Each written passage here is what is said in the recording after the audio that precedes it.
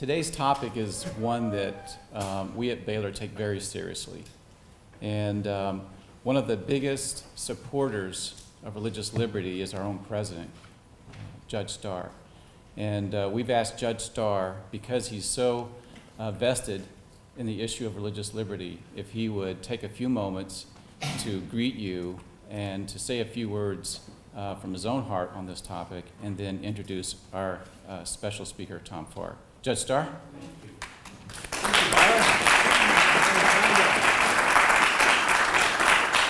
Good afternoon. Shall we teach Ambassador Farr how to do sick 'em bears? Tommy?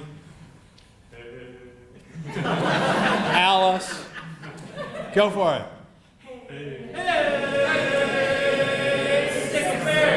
And now let me turn to the Constitution.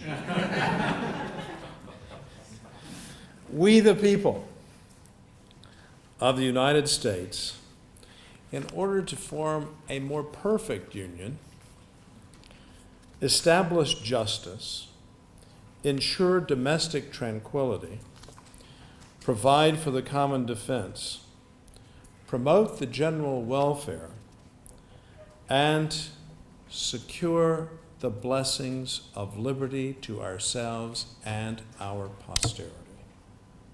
Oh, there it is. The culminating, the apogee, to do what? Form a more perfect union. The articles didn't work. We need to fix those. One of my favorites, notice its order of priority, to establish justice. My humble thought of that without historical justification, it's just meditating on the text, is if you don't establish justice, there's no need to provide for the common defense because there's nothing worth defending. So you must begin with these very, very elemental demands. To ensure domestic tranquility, that's a beautiful word or words, but tranquility here at home. The text invites us to meditate on the foundational document and what the American experiment is all about. A government was fashioned under the authority of the then not unanimously ratified Constitution in 1789. And General Washington assumed his lofty responsibilities under Article 2 of the Constitution on the last day of April in 1789. It wasn't long thereafter that the University of North Carolina was established. I'd say, what does that apple have to do with the orange you were just talking about? Our guest received his doctorate from the oldest public university in the United States, but don't tell the University of Georgia because they're prepared to litigate that, including on the football field, Tom, so be very, very careful about that. But before that, but I think in the same spirit of the preamble to the Constitution, our very special guest, His Excellency, who's had ambassadorial rank as the acting head of this important office, whose function we lift up today of promoting religious liberty, not simply reporting on cases of persecution, but promoting structures of liberty, attended Mercer University. How about 3 cheers from Mercer, where Baylor's own Bill Underwood has been the president since 2006. And the connections, as we know, between Mercer University, this native of Augusta, Georgia. Have you ever heard of Augusta, you golfers? And even if you haven't, of course you've heard of Augusta, Georgia. Attends Mercer University, which has an extraordinarily close tie with Baylor University, not just in the 21st century with Bill Underwood, its current president, but because Baylor was founded by a judge, I like that very much, and 2 Baptist pastors, one of whom was educated at Mercer and the other was educated in New England at Brown. So we have those filial ties with your alma mater. But in the spirit of Mercer, and I can say in the spirit of Chapel Hill, Tom Farr was drawn to service both in the United States military, in the United States Army, and then in a variety of positions in the State Department, but the one I simply want to lift up was He was a Foreign Service officer. And as I was sharing with Ambassador Farr earlier today, service is at the heart, hopefully, of our country. Certainly it is of our Christian worldview. Certainly it is of our student body. And our student body continues day in and day out to inspire us, the folks who've been around the life's track more than once, about new and creative ways of being able to serve others. What I love about the name, the Foreign Service, think of it. I'm an FSO, Foreign Service Officer, is that those men and women take an oath to defend, to support and defend the Constitution of the United States against all enemies, foreign and domestic, and to bear true faith and allegiance to the same.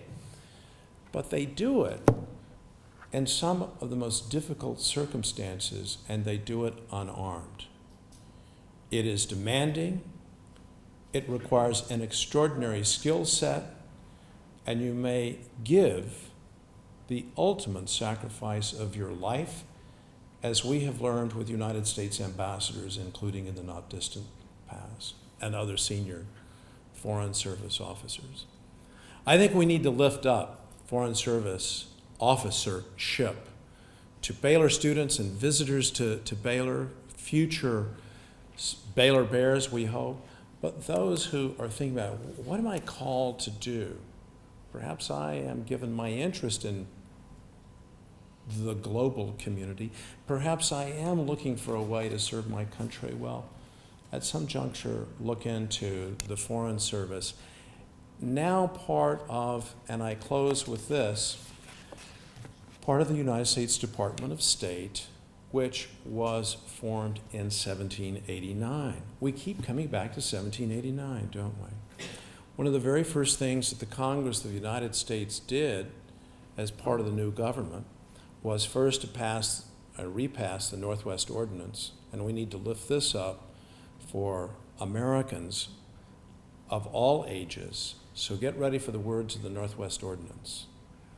Religion, morality, and knowledge, being necessary to good government and the happiness of mankind, schools and the means of education shall forever be encouraged.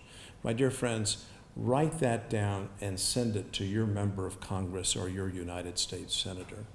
I think we all need, as Dr. Johnson said to Boswell, of being reminded of the foundational importance of education, and so we're engaged in this enterprise. So the State Department became the State Department. It was first the Department of Foreign Affairs, and it became the State Department with the first Secretary of State, one Thomas Jefferson. So when we go back to 1789 to where you got your doctorate at Chapel Hill, what Thomas Wolfe called Pulpit Hill in his wonderful work, what we see is the great continuity and really the march of American higher education, all in the spirit of liberty. And we do well to be vigilant, especially in a time, including even in this century, where there are always pressure points tugging against and eroding, at least potentially, the culture of liberty. Our guest has been one of the great pioneers, one of the great voices, and one of the great public servants in supporting a very robust idea of liberty, a robust idea of liberty that includes at its basis the foundational liberty of freedom of conscience. Freedom of conscience, freedom of worship, freedom of belief, to believe what it is that you feel as an individual called upon to believe. How deeply we cherish that in the tradition at Baylor University. How well we do when we lift it up to a world where the pressures and the counter-pressures against this culture of liberty are so very powerful, and perhaps in some parts of the world are even growing. So would you join me with a huge Baylor University welcome to a great man, great public service, both in the United States Army and the United States Department of State, and now the director of the Berkeley Center for Religious, it has a very long title, but the Berkeley Center at Georgetown University, whose purpose is to focus on religious freedom and how religious freedom promotes domestic and indeed global tranquility. A huge Baylor welcome for Ambassador Tom Farr.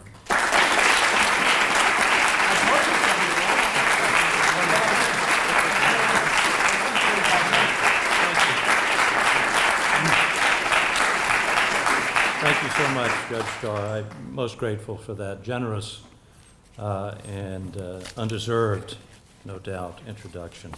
It's an honor to be here with you at this great university. My thanks to you for inviting me, and also to my dear friend and colleague, Byron Johnson, the director of the Institute for the Studies of Religion here at Baylor. I'm going to tell you in a few minutes about a cooperation that we're going to have among us later on this year in Rome at a conference. But first, let me tell you how much I think about Baylor University, how important it is to me. I've thought many things about this university over the years, and as I prepared for this talk, I thought, what can I really say about Baylor? And there were so many things that came to my mind. I want to boil it down to two, both of which are important to me. The first is that Baylor is going to defeat Texas on December 7th.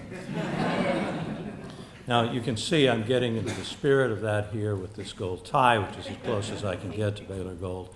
I must tell you that one time I made the serious error of wearing a burnt orange colored tie, and I did it at delivering a speech at the University of Oklahoma.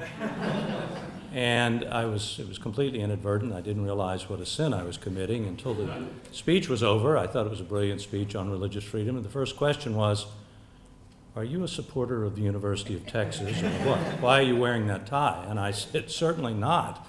There was, in fact, a traitorous football coach by the name of Mac Brown, who once upon a time coached football at the University of North Carolina, Chapel Hill, and after bringing North Carolina to the top of its game, alas, many years ago into the top 10, left that beautiful burg of Chapel Hill and went to a place called Austin, Texas, where he has remained ever since. So on December 7th, I will be rooting for you to make Mac Brown sorry that he ever left Chapel Hill, North Carolina.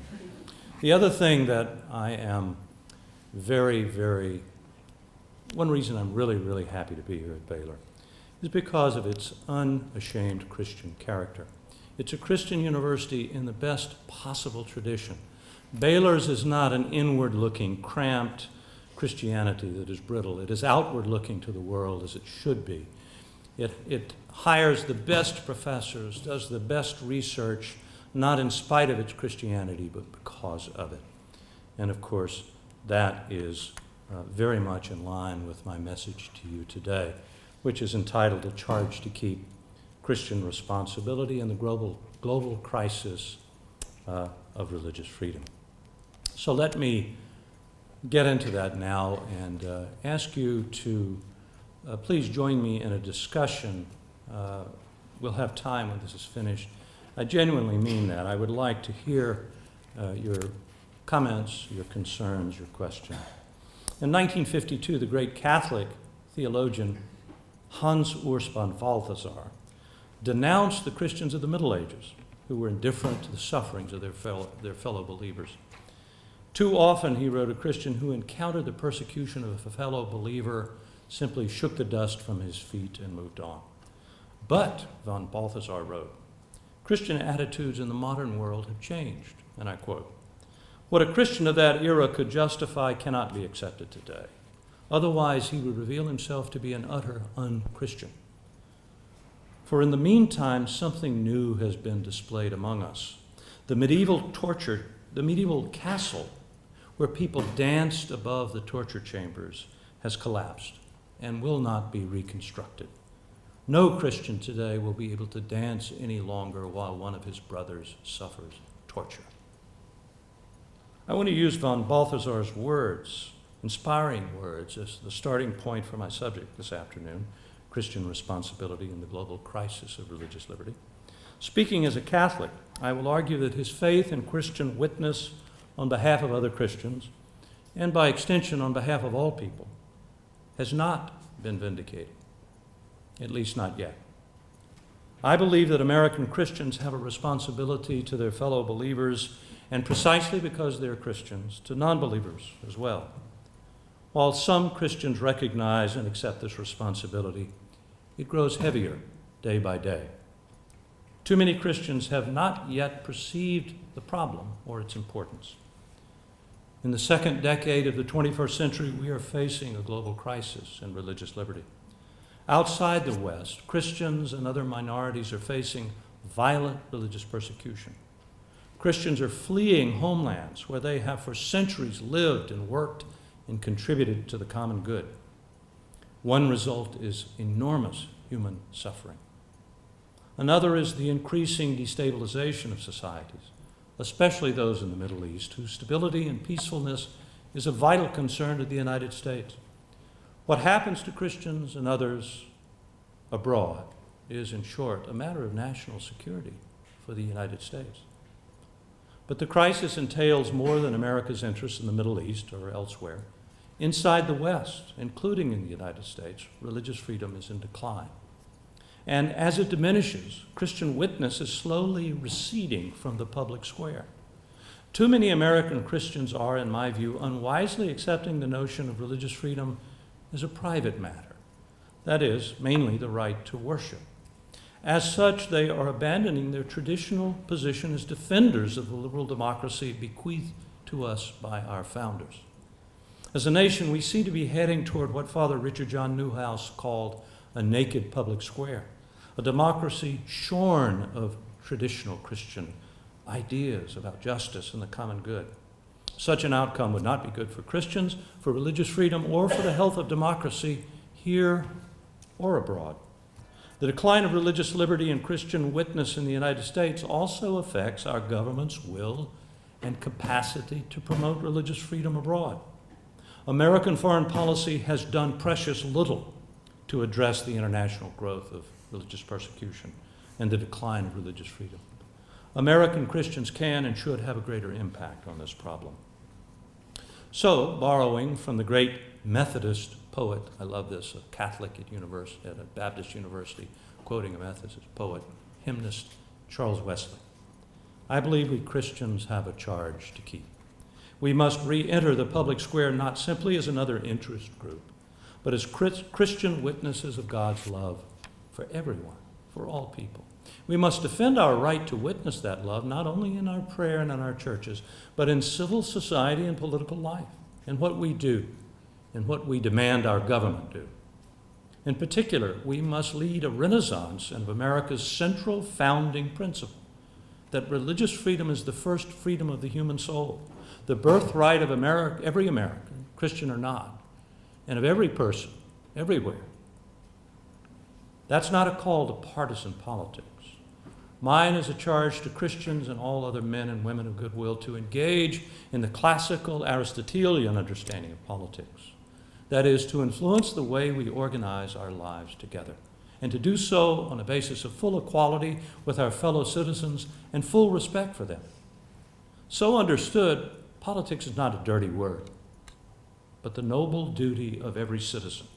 For Christians, of course, politics must always be penultimate, secondary. But it too can be understood, it must be understood, as a Christian response to the love of Jesus. How can we mirror his love if we do not engage the world? How can we engage the world without religious freedom? Our charge is therefore not one of revolution, but renewal. It draws on our roots as Christians and Americans and beckons us, as Pope John Paul the Great put it, to fly to the truth on both wings of the human spirit, the wings of faith and reason, in service to God and to our fellow man. Okay, what are we talking about here? Religious freedom. What do I mean by that? Religious freedom means the right to believe or not, and to act publicly in civil society and political life on the basis of our beliefs within due limits. This definition includes, of course, first and foremost, the right to pray and to worship, and it certainly means the right not to be tortured or unjustly imprisoned on the basis of your religious beliefs. But it includes much more than that. Last year, or actually last spring, Pastor Rick Warren, the pastor of Saddleback Church in California, came to Georgetown to hold a public conversation sponsored by our Religious Freedom Project. He began by musing about what the content of religious freedom is. What does it protect? First, he said, to believe and worship. Saddleback Church, he said, attracts tens of thousands of people to its worship services. I mean, this is stunning to me. Tens of thousands of people, and they worship God, and they sing, and they hear sermons. This is the classic understanding of worship. It's funny, Rick Warren's story, I'd never met the man. And I didn't quite know what to expect. And the first event we had for him, we had 5 events in one day. The first thing was a press conference. He came in, we had New York Times, Washington Post, PBS, this, that, and the other thing. He comes in, he starts hugging people, these reporters. Have you hugged a pastor today? He said to them. I mean, the guy hugged me. He almost, disjointed my shoulder. He's a bear of a man. And it made it very difficult for these people to ask him tough questions. I don't know if he had intended that way or not. But I asked him, Pastor Warren, do you hug tens of thousands of people who show up at your worship services? And he said, I hold the Guinness World Record for hugging parishioners. Real religion, said Rick Warren, is more than interior prayer and worship at church services. Religion is not, he said over and over and over again, just a private matter. It also includes the movement of Christians into public life to witness the love of God. It means Christian acts of love to those in need of health care, education, development assistance. It's digging wells in Kenya, he said, opening medical clinics in Rwanda, running schools in Haiti, opposing the sex trafficking of women and children. Religion means demanding religious freedom for all God's children so they may come to him as he wishes them to come to him, freely. Religion means entering civil society in the United States to help the poor and vulnerable, establishing hospitals and schools, or running a business according to your religious beliefs. It means engaging in the democratic political process to propose Christian-based answers to the problems of the day. Pastor Warren went on to address our new health care law and its coercion, as he put it, of religious hospitals, colleges, charitable institutions, businesses, to provide something that they cannot provide: abortion-inducing drugs, sterilizations, and contraceptives in their insurance plan. When the U.S. government requires faith-based institutions to provide services that they find morally reprehensible and deeply sinful, then it is telling them that, and telling us, they cannot be religious in civil society. When faith-based institutions are forced to betray their most sacred principles or get out of business, all of us lose, Christian or not. Now, Rick Warren's robust conception of religious freedom is not something he just cooked up. He's a student of history, and he knows that this idea first appeared on the modern stage at the founding of our great country. It was first given legal form in the religion clauses of the First Amendment, but it always rested on a universal claim, not just about Americans, but about all people. Moreover, contrary to the arguments of some contemporary scholars, the universalist American understanding of religious liberty was grounded in Judeo-Christian principles. The U.S. First Amendment reads as follows. You've already got part of the Constitution. Let me give you the first 16 words of the First Amendment. And I quote, Congress shall make no law, I know this, I've read it several times. Congress shall make no law respecting an establishment of religion or prohibiting the free exercise thereof. The intellectual precedent for those words is the radical religious truth claim in our Declaration of Independence, namely, that all men are created equal and endowed by their Creator with certain unalienable rights, which simply means rights that may not be taken away by the state or any other human agent. This claim, written by Thomas Jefferson, the first Secretary of State, was the engine of American democracy. The idea that everyone has rights, that must be recognized and protected by the states and cannot be taken away by the state, was a radical idea. And the idea that those rights were not created by men and states was deeply religious. That idea was not derived from the 18th century Enlightenment, as many today seem to believe.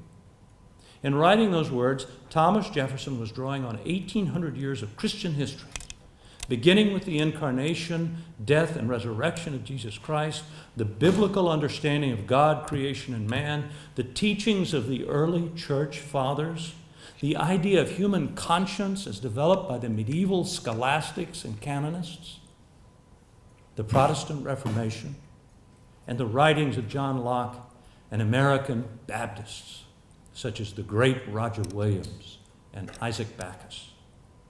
When the founders employed the First Amendment to ban a federal establishment of religion and guarantee the free exercise of religion, that word is so important, exercise of religion, they were not making an argument grounded in human autonomy or a right to privacy or a desire to remove religion from politics.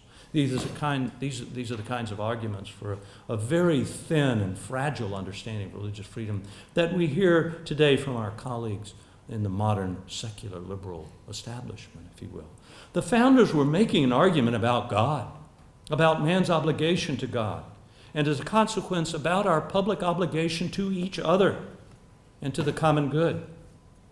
They knew, of course, that historically Christians had not followed this understanding with consistency, but this made them all the more determined to get it right. And they did. Listen to James Madison, the father of our Constitution and the author of the First Amendment. Religion, he wrote, is the duty owed by every person to the Creator. This duty, he said, is precedent, both in order of time and degree of obligation, to all the claims of civil society. Before any man can be considered as a member of civil society, he must be considered as a subject of the governor of the universe. So, what's he saying here? We all owe an obligation to the God who created us. So the next question is, okay, who enforces that obligation? Historically, the answer had been the state, or for some, the church. But Madison, in one of history's corner-turning moments, rejected those answers.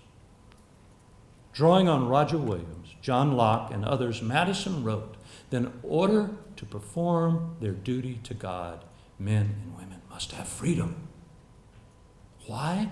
Because the God of love wishes it to be so. God knows that coerced devotion is no devotion at all. Coerced love is no love at all. If men and women are to come to know and love him as he devoutly wishes them to do, they must come to him freely. The primary role of the state in this constellation is to protect their right to do so. That is the right of religious freedom. And to our founders, religion was more than worship and more than prayer. They would have agreed with Rick Warren that religion is a very public matter, necessary to the health of American democracy. Listen to George Washington in his second farewell address. Religion, he insisted, was necessary for the dispositions and habits that lead to political prosperity. Why? Because a successful republic requires a virtuous and moral citizenry. And I quote, "And let us with caution indulge the supposition that morality can be maintained without religion," unquote. Note, by the way, that the first president was not saying that non-religious citizens are immoral or incapable of moral action. He was saying that American democracy was grounded in a religious truth claim, and that in order to succeed, it needed religious ideas involved in the give and take of democracy. So, in sum, the purpose of the First Amendment's guarantee of free exercise and ban on establishment was not to separate religion from politics or otherwise to privatize religion. Its purpose was to ensure the vitality of religious actors and their ideas in the still fragile, at that time, American experiment in democracy, by protecting them from the power of government and ensuring their place in our public life. Now, at about the same time as the American Revolution, the French were having a revolution. It's useful to note that as a result of the French Revolution, the French Republic later went in an entirely different direction, rejecting religion as a public matter altogether. This is why today the French understanding of religious freedom is that it is purely a private right, something to be exercised in the church, the synagogue, the mosque, but not to be brought into public life unless it is heavily regulated. In some ways, it seems that America's cultural and religious leaders are becoming French. Now, I want to acknowledge that there are other religious ways to ground religious freedom. One of our programs at Georgetown's Religious Freedom Project is to catalog the sources of religious freedom from all of the 5 major world religions. When I think about this, I think I should have my head examined forever cooking this scheme up, because it has been a huge undertaking.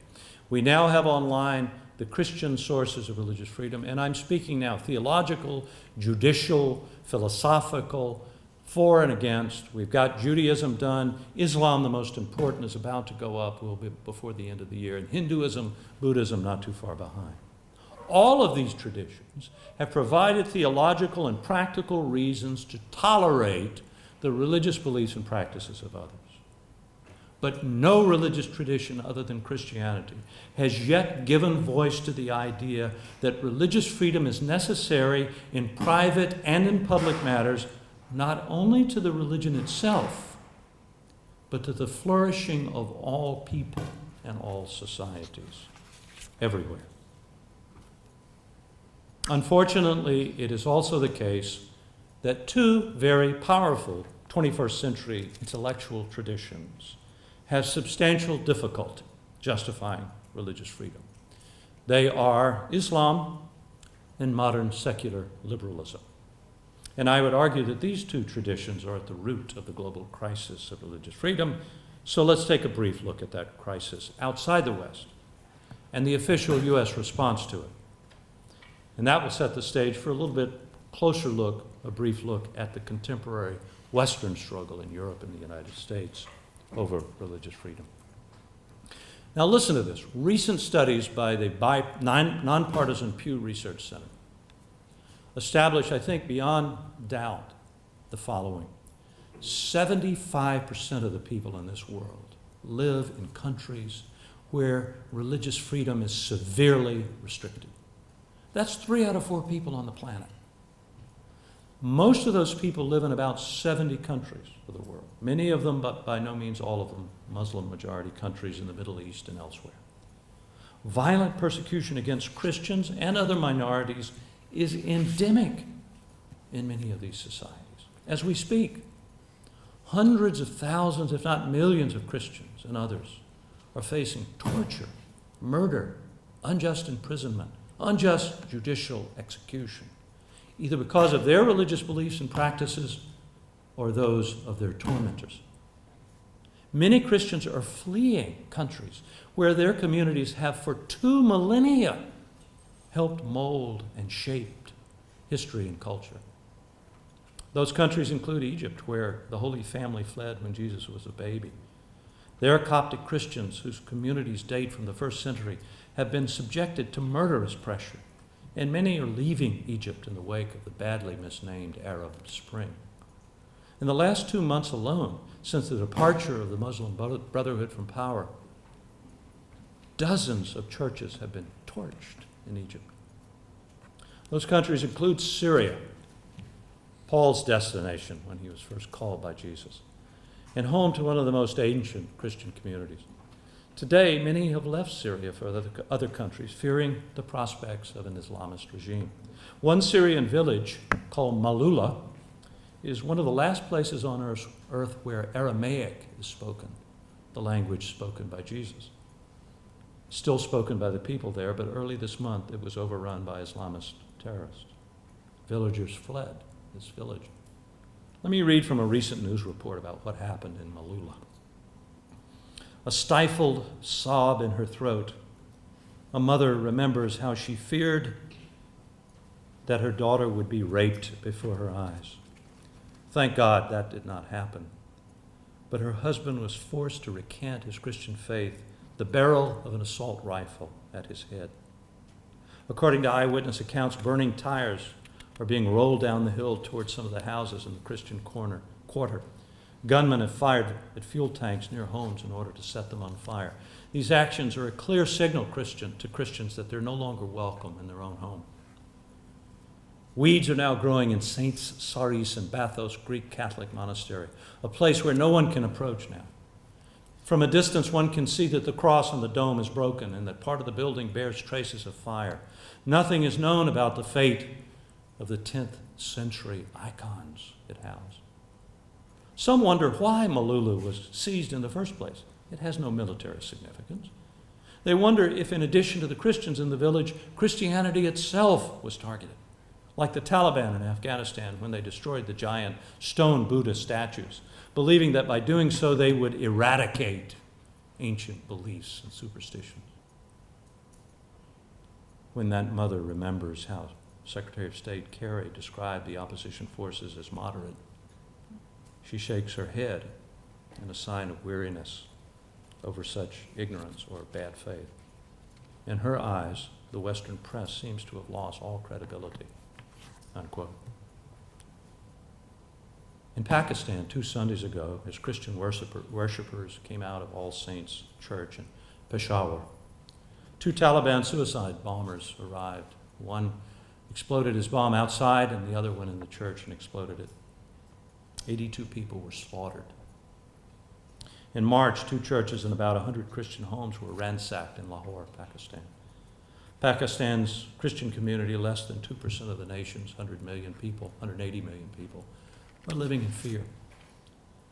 In Iraq, Christians once enjoyed a fragile stability under Saddam Hussein, but since his fall have been subjected to vicious and violent persecution.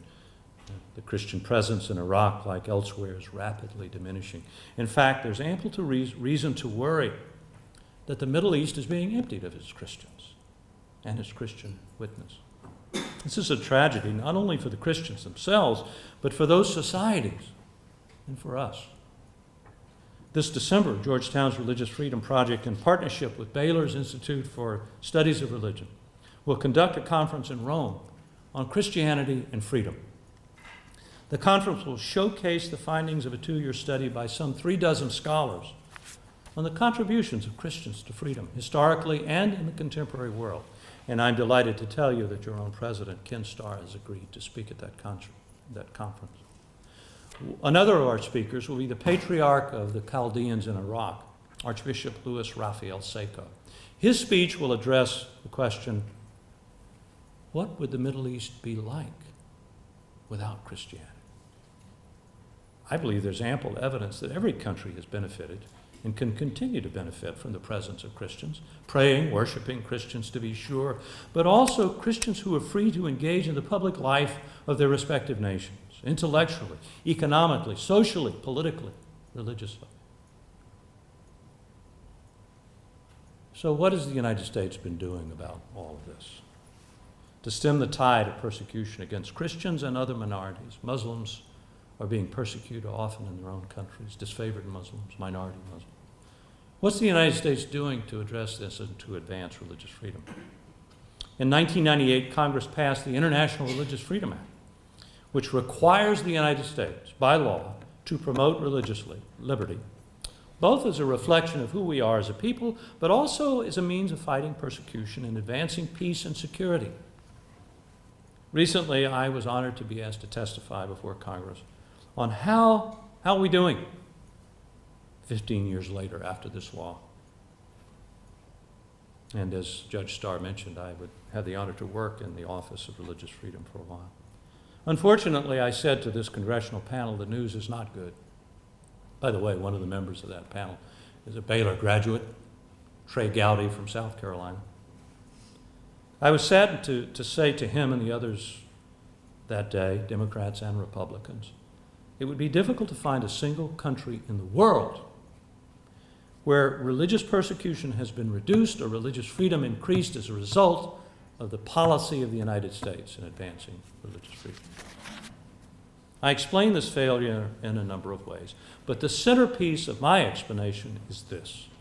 American foreign policy leaders no longer believe that religious freedom is the first freedom, utterly necessary to human dignity and to the flourishing of societies here and abroad. Unfortunately, Muslim-majority nations view religious freedom as Western cultural imperialism, or as an American Trojan horse designed to pave the way for Christian missionaries and undermine Islam. It's a great irony that many of our own political and cultural leaders agree with that statement. Is it any wonder that we cannot sell a product that we no longer believe in to people who believe that the product is intended to harm them? It's clearly in our vital interests that nations like Syria, Egypt, Pakistan, and all the rest of these countries, China, Russia, overcome violent religious extremism and achieve, in those cases where they are reaching for it, stable democracy, economic development. This will not happen until they can understand the value to themselves of moving toward religious tolerance and ultimately toward religious freedom. And although we have a role to play in this story, the U.S. government is refusing to play it. American Christians and others should be outraged about this and should demand a change. Why is the United States, why is your government so timid on this issue? Let me now turn to some reflections on challenges to Christians of the West in general and in the United States in particular in trying to answer that question. Earlier, I mentioned the reports by the Pew Research Center, which demonstrated a global crisis in religious liberty. Those reports also reveal something that many of us find quite surprising. We're seeing rising hostility toward religion and growing government restriction on religion in Europe. These developments are not accompanied by systemic violent persecution, and please God, they never will be. They are the fruits of a long-standing and largely successful march through the culture by aggressive Western anti-Christian secularism.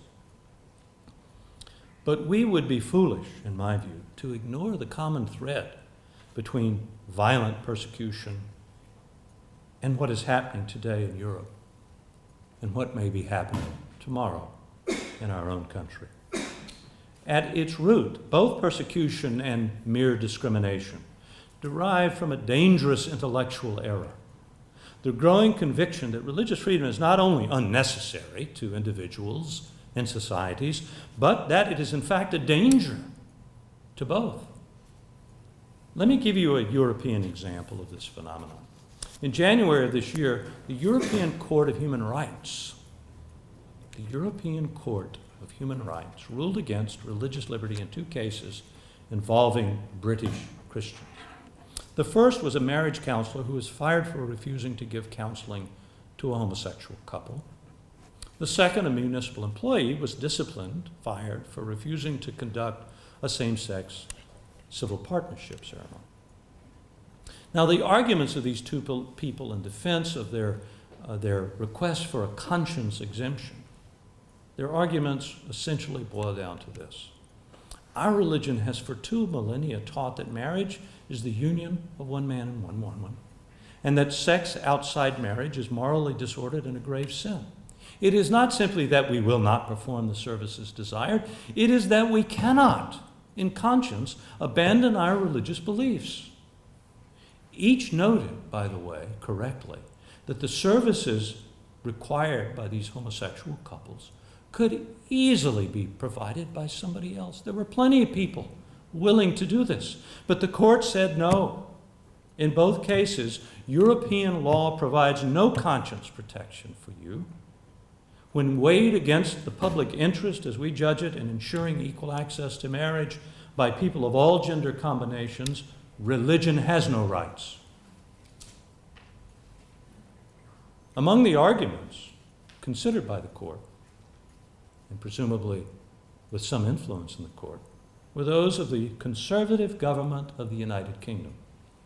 That government took the position that opposition to gay sexual practices and gay marriage is not a necessary part of the Christian religion, because some Christians support both, and that consequently anyone expressing opposition does so arbitrarily and deserves no conscience protection.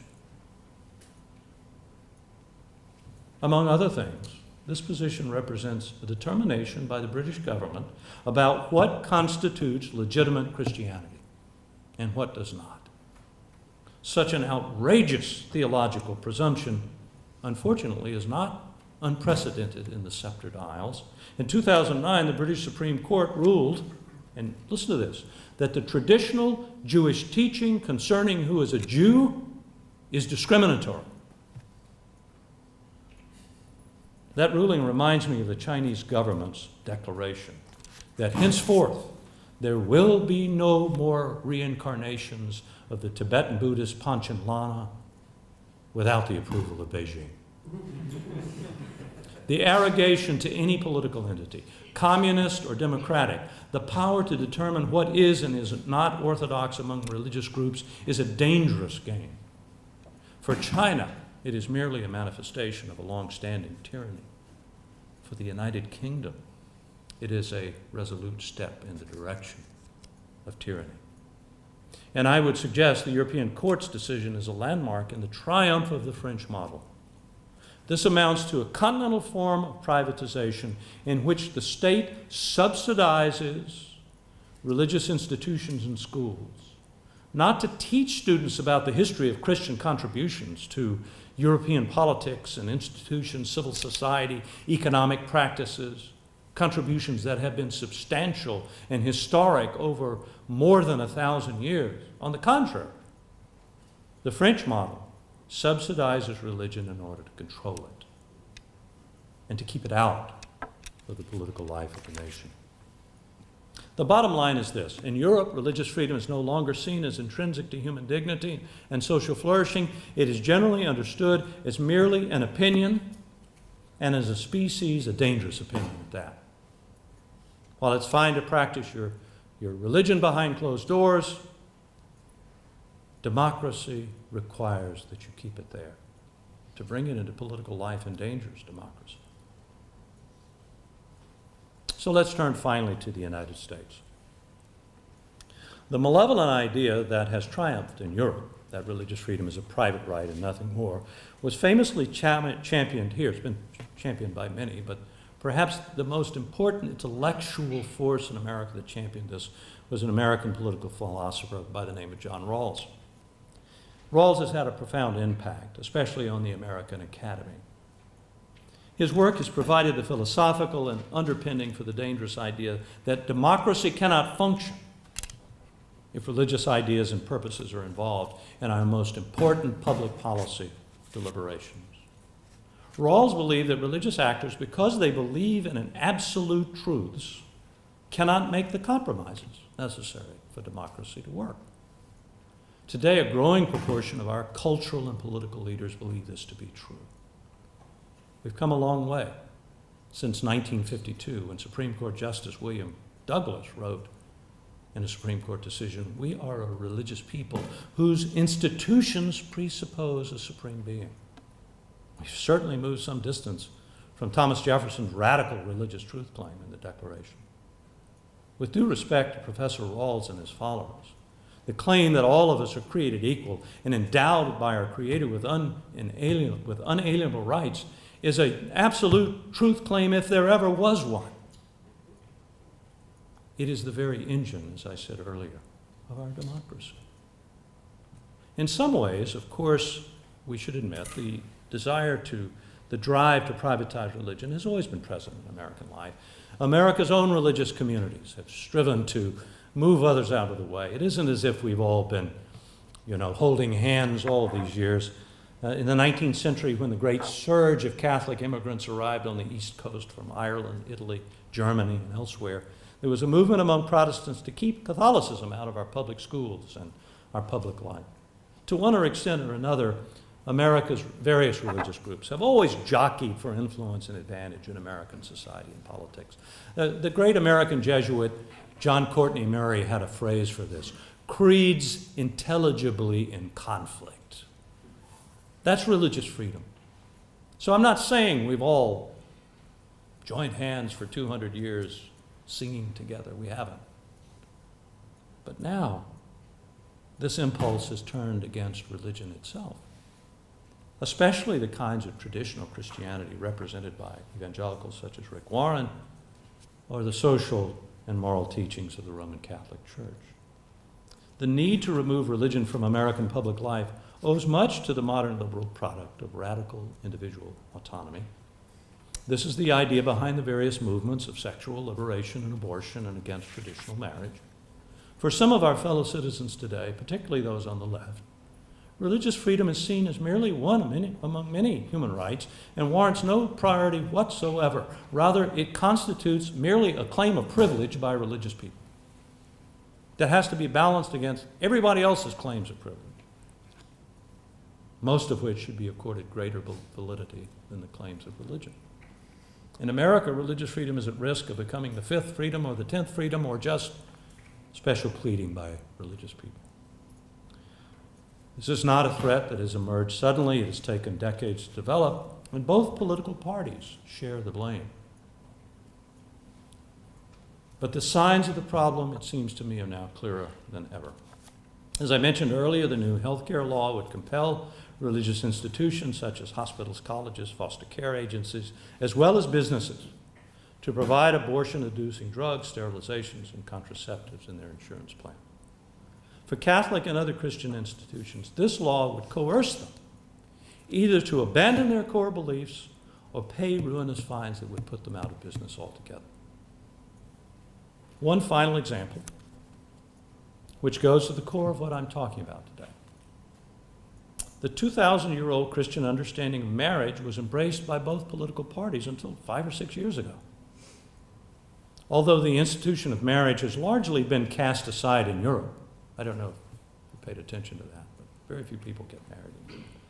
It remains valued today in the United States. It has for decades, to be sure, been undermined by so-called no-fault divorce, adultery, skyrocketing out-of-wedlock births, but most Americans would still agree that marriage and the family are social goods, necessary for the health of our democracy and our children. From the Christian point of view, marriage is an icon of God's love.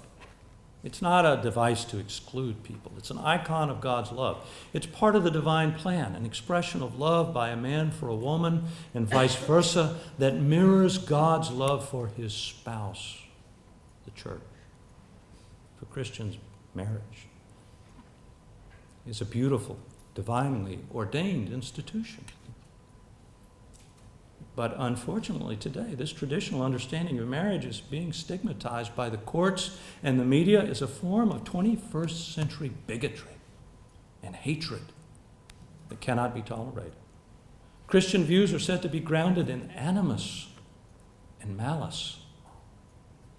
In his decision overturning the Defense of Marriage Act, Supreme Court Justice Anthony Kennedy described those who defend traditional marriage, people like me, as people seeking, and I quote, to disparage and injure, to demean, to humiliate same-sex couples. This argument is not only false, but endangers religious freedom. Ours is a democracy in which the people set the rules, not judges. America may indeed legalize gay marriage, but if it does so, it must be the result of the democratic debate and deliberation, which I hope we're still capable of doing. I believe that Christians can influence this debate with clear-headed arguments and a strong dose of Christian charity. But if gay marriage is simply imposed by judicial fiat, as was the right to abortion, the cultural and political cleavages that now beset our nation will be deepened. So, secular liberals and others who ground their political views in principles of fairness and equality should not support Rawlsian arguments or court decisions which simply banish Christian and other religious voices from the field, stigmatizing them as bigots and haters. That's not fairness, equality, or democracy. Rather, it is, as in the United Kingdom, a step toward tyranny. And history shows that tyranny is no respecter of fairness, equality, or democracy. So, in my view, the state of religious freedom in America is fragile, and this helps me to understand at least why we are so ineffective in our foreign policy, and why, as a nation, we have our own dangers. If we're not able to retrieve its traditional meaning, the traditional meaning of religious freedom, and its pivotal role in encouraging religious people and religious ideas in American civic and political life, our way of life will be substantially altered. And if religious liberty in its fullest and most robust sense is lost here in the United States of America, where else will it be recovered? There's only one way to change this dynamic. It's for Christians, other religious people, and people of no religion who value religious freedom to insist that they too have a voice in this democracy. All of us do. Christians in particular must abandon the idea that their religion is purely a private matter. We must recover the ideas that our forefathers understood. Religion is necessary for the health of American democracy for a host of reasons. As our first president said, it helps mold virtuous citizens. And while religion is not the only source of virtue, it is folly to believe democracy can be sustained without religion. Religion and civil society provide services better than government can provide them, from soup kitchens to hospitals. Religiously oriented businesses often are less materialist, less subject to crony capitalism, and more determined to pay a fair wage than their secular counterparts. Religious institutions limit the power of government by positing an authority greater than the state. And limiting the power of government is the essence of democracy. Let me close with this. As I said, on December 12th through 14th, you're all invited to Rome. Georgetown's Religious Freedom Project, in partnership with Baylor's Institute for Studies of Religion, will hold a major international conference on the subject of Christian contributions to freedom. Some 36 scholars from around the world will assemble to showcase the results of their research.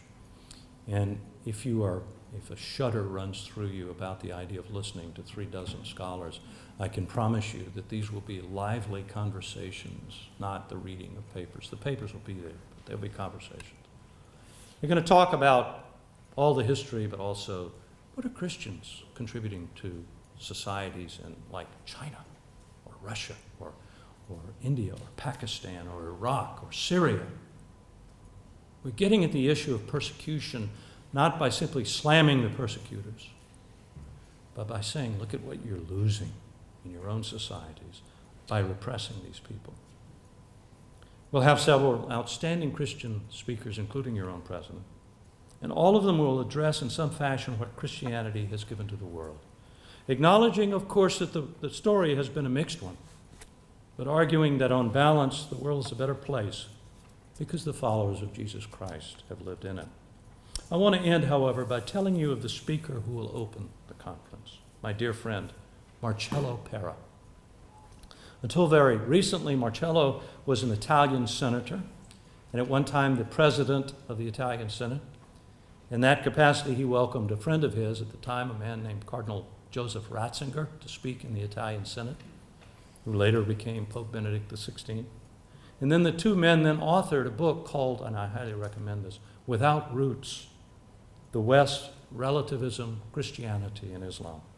And here Joseph Ratzinger spelled out what would later become a major theme of his pontificate, the dictatorship of relativism that threatened Europe and the West. My friend Marcello argued in that book that Europe had profited from Christianity, and indeed that Europe would not exist without Christianity. Later, he wrote another book on the same subject. Its title, which will also be the title of his speech in Rome, is Why We Should All Call Ourselves Christians. It's kind of an odd title. It sounds a little odd until you realize that my dear friend Marcello is not Christian. He's an atheist. Like me, however, he is convinced that his world and our world would be worse off without the ideas and the public witness that Christians have brought to it. And like me, he worries that the decline of religious liberty and of Christian witness has made and will continue to make the world less tolerant, less stable, and less free. We Christians do have a charge to keep. We must retake our rightful place in the forums of the modern world so that we in the name of the God who made all of us, and who out of love sent his Son to die for all of us, might discharge our responsibility to contribute to the world that he made. Thank you very much.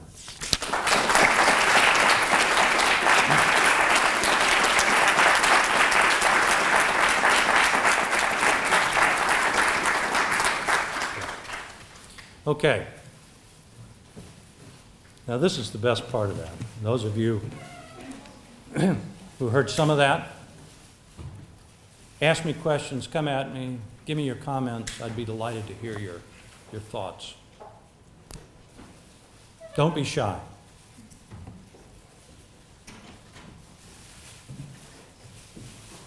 Yes, sir. My question is about Syria. First, I really appreciate that you are promoting this issue. My wife is a Syrian Christian. I'm one of the few ex-Marines who spent time living in Syria, as I quoted my wife. So I wanted to know, based on your contacts within the intelligence community, State Department, the U.S. administration now openly admits it's supplying the rebels with weapons. Surely there's people in the intelligence community, State Department, asking these questions. Surely there's people asking the question, why are we supplying the very radicals that we claim to be fighting in places like Iraq or Afghanistan in the war on terror? My hope is there's somebody making noise within the intelligence apparatus. Did everybody, were you able to hear the question back there? It's basically a question about whether or not our foreign policy bureaucracy, including our intelligence services, are trying to discern whether or not we're handing arms over to Islamist extremists who are going to kill more Christians, or whether in fact we are trying to figure out who really are the moderates, if that's I don't like that word, but we all know what it means. I'm not a moderate Catholic, and I think it's an insult to good Muslims who, it's a slur on Islam as far as they're concerned, but there's some bad guys out there. And the question is, are we using a discernment process sufficiently, I'm rewording a little bit, to determine whether we're just handing over guns to people who are going to do what the Muslim Brotherhood has done, or what may be happening in Iraq, whether they will simply kill more Christians and turn the country into an Islamist state. The answer is, I hope so, and I know you do too. I know that there are people who explain our failure to have done much thus far by saying that's exactly what we're trying to do. Trying to figure out who the good guys are in the opposition. On the other hand, I fear that we've not done our homework well on this, that this issue has emerged suddenly, as issues seem to have done often under this administration. It would be very nice to think that we had been working on this problem for a long time. It isn't as if there have been no signals over the past decade that things are happening in the Arab world, that the tyrants, the despots are being moved aside, whether we move them aside or others. I mean, think of what happened in Egypt. Almost overnight, these people were in Tahrir Square by the millions, and this guy who had been there for 15, 20 years, Mubarak, was gone. And they didn't do it because we paid them or we did this, we've been paying the Egyptians billions of dollars over the course of the last 50 years. There's a paper for somebody to write. There's a doctoral dissertation. What impact, if any, did American billions of dollars have on the movement of democracy in Egypt and the understanding of issues like religious freedom? My answer to your question is, I would like to think that there have been people in the intelligence services and in the Department of State, in other words, people who work covertly, but also people who work overtly with the Egyptians, the Egyptian society. We're looking at this very issue for Syria. And I hope we're looking at it, by the way, in Saudi Arabia and all of the other countries where the tyrant is still there. Not so that we can overturn the tyrant, but recognizing that the movement of history seems to be in the direction of getting rid of the Pharaoh, getting rid of the despot, whether we do it or not. But here's my answer to your question. We aren't thinking that way. We aren't thinking ahead. Some of this is just the problem of democracy. Presidents are there for 4 or 8 years. They have their priorities. Those priorities are reflected in the State Department. But still, I tell my students, the first principle of American foreign policy is, or ought to be, we don't have to be stupid if we choose not to. So I believe that if we have not been, and I fear we have not, we should be preparing now to discern. How do you figure out who among these Muslims are the extremists and who aren't? I mean, if your point of view is that we just got to get rid of Islam, talk about unrealistic. Or that we've somehow got to privatize Islam. I hear that a lot from my, let's say, conservative Catholic brethren. Islam is a launching pad for terrorism. It's nothing more than that. Do you really believe that? I mean, you really believe that 1.5 billion people are all radicals? It's just not true. They want, by and large, what we want, but there's some bad guys out there. And if we hand over our weapons to these bad guys in Syria, then, you know, we may not find out until the next administration comes along. So it's a very good question. And my answer is I fear that we are not equipped ourselves. We haven't trained ourselves to figure out, because we're getting to the guts of religion there. It isn't just a matter of going over and saying, well, now, are you going to be a pro-American or you're not? I mean, I fear that's how we do it.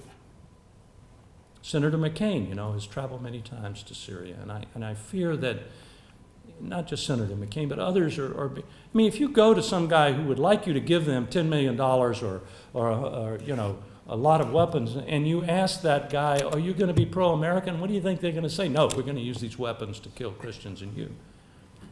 You have to have a discernment process that goes beneath the surface, and that we have not been doing very well, either in our intelligence services and certainly not in the American Foreign Service. We don't do religion very well at all. This is changing. I shouldn't be too harsh. This is changing, but not fast enough. Other questions, comments? Thank you for that one. Yes, sir. Yes, sir. Yes, ma'am. I'm sorry, I can't see. Yes, ma'am. My apologies. The writer in the third gospel of John says that they speak from the viewpoint of the world and the world listens to them. It seems to me that every time we try to have a conversation reflecting the viewpoint of the world and the world listens, we're missing the whole point that we should be speaking from a different point of view, the Christian point of view. And the people who aren't going to hear us and understand us because they're not listening to our point of view, we're not going to win over by talking their language. It seems to me that we tend to be naive to think, are you going to be pro-American? Oh, okay, good, then we'll give you these billions of dollars. How can we make that mistake, and yet we've been making it by the billions, Right. as you said. Right. I don't understand why we are so gullible to think that everyone thinks like we do. They don't. Right. And so by appealing to them, because of course they want to be like us, they want to have free enterprise, they want to be in a democracy, they don't. They don't even know what it is. So for Right. us to attribute to them those kinds of motivations is naive on our part. No, I I don't think, understand why the conversations, I mean, this is why the conversations break down. We're not speaking the same language. I think there's a lot of wisdom in what you say. I mean, what you're getting at is realism. You used the word several times, and I think we have to be realistic. We have to understand the way the world is and call things by the right names. However, something is going on in Egypt. These people they got rid of the Pharaoh, as I said. I mean, this is the Egyptian way to look at it. They got rid of the despot. What is that? You know, we did not trick them into doing this. We did not invade Egypt. This came out of nowhere. We have to, it's very important for us to help in any way we can to make this work. Why? Because it's the largest Arab country, is the ancient seat of Sunni Islamic learning. As goes Egypt, there goes much of the rest of the Sunni Arab Middle East, and this is vital to our national security. If Iran gets a nuclear weapon, Saudi Arabia and Egypt will be highly pressured to try to develop their own nuclear weapons. If this country's not stable, this is my example of thinking ahead a little bit. We have to do what we can, but we have to be realistic, and this is where I agree with you. We have to speak a language that they can appropriate as their own. So this is why I often talk about religious freedom. The very phrase is problematic in Muslim-majority countries. What we need to convince them is that they have got to move toward a kind of tolerance because it's in their interest to do so. Just to be very blunt about it, you want some kind of stable self-governance, right? And they will all say yes, except the terrorists who want to just blow the place up. But most of the Egyptian people want some kind of stable self-governance. I believe we can convince them that they cannot succeed, they can't get what they want, unless they move toward what we're calling religious freedom or religious tolerance, which means that you cannot take the Coptic or Muslim minorities in your country and brutalize them because you accuse them of blasphemy. Now, what we tend to do is wag our finger at them and say, international standards and so forth. And it's true. And there is some value to that. But, I don't know if you've noticed, but if you're familiar with these anti-blasphemy laws in these countries and these practices, they're brutal. And we don't seem to be, we have had at the United Nations some agreement on this. But guess what? What the Pakistanis say at the United Nations and what they do at home are two very, very different things. So we have to make an argument of self-interest to them. That's my answer to your question. If we can't figure out how to do this, we're harming ourselves, and I believe we can. So yes, we speak a different language, but we can understand that human beings do aspire to certain things, that we can grasp it. They do want something called security. They do want to raise their families without having to worry about great unemployment and violence. We can help them with that. And it comes back to this issue of the relationship between religion and state. So thank you for your question and comment. One more? Yes, ma'am. This may be a little bit radical, but I'm a little frustrated. We had Oz Guinness here a couple of weeks ago, and he's written 30 books on the global public square and religious freedom. He's written 2 treaties. You have written extensively and spoken around the world, and we have so many people doing that, but it doesn't seem like all this hard work is paying off. It's getting worse. Don't we need to do something much more radical, including we had Ted Baer here last week, and he heads the Christian broadcasting. We need many more movies done by Christians, TV stations owned by Christians, radio stations. We need a mass media effort around, not just the United States, but around the world. I think it's going the opposite way. I think the media's been taken over by those who feel that all men are created equal means they have the equal right to get married to anybody they want to and to use their body any way they want to. Sure. That to them is equality. We need to change the definition of equality as to what Abraham Lincoln and George Washington understood it to be. And you can really only do that through public relations and a media effort. A speech isn't going to do it. Well, Sorry. so there's one I haven't convinced. You're right. Speeches aren't going to do it. Books aren't going to do it. And I agree with you about the importance of mass media, social media. For somebody as old as I am, the idea of tweeting, it took me a while to master that. I kept talking about twits, somewhat impishly, I must admit. But you have to master this stuff. And let me just tell you, I agree, film is very important. Let me just tell you about one thing that Byron and I have been talking about. It occurs to me we ought to try to develop a film, maybe a documentary, maybe something that is even more broadly applicable than a documentary, that asks the question, what would the world be like without Christianity? And it would go into the historical, the areas where in Milan, for example, where 1,700 years ago this year, the Emperor Constantine It was the first legal declaration of religious liberty for all citizens of the Roman Empire, the Edict of Milan. Going into this, I mean, Christians, that was a Christian emperor who did this because of his conversion to Christianity. Lots of Christians have done bad stuff, just like adherents of all other religions. But what would the world be like without it? I like this way of coming at it cinematically. So I'm agreeing with you. But look, at the end of the day, as I said in my remarks, politics is penultimate for Christians. The victory's been won. How can a Christian be anything but an optimist? You can't be Christian. But God's love requires us, Os Guinness and all the rest of us, and believe me, I wish there were 1 million Os Guinnesses. There's only one. We do the best we can with what we have. We try to inspire people, and I think that's what we should all do. And I hope some of these students in particular will take to heart some of the things that have been said tonight, not only by me, but in the question and answer session. And take a look at this as a field of study for yourselves. Look into religious liberty, what it means, why it's important for everybody, not just us, not just Christians, or whatever your faith tradition has to be. And develop, as this lady has suggested, and the lady back there, a vocabulary to speak to people who don't buy your premises.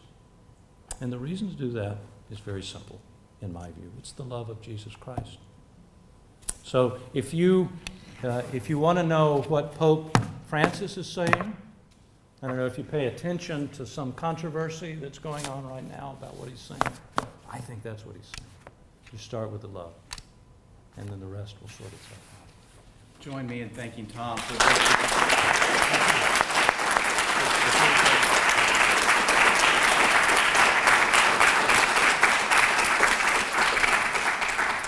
Let me also follow up that great question, Mrs. Starr, with a little bit of an early answer.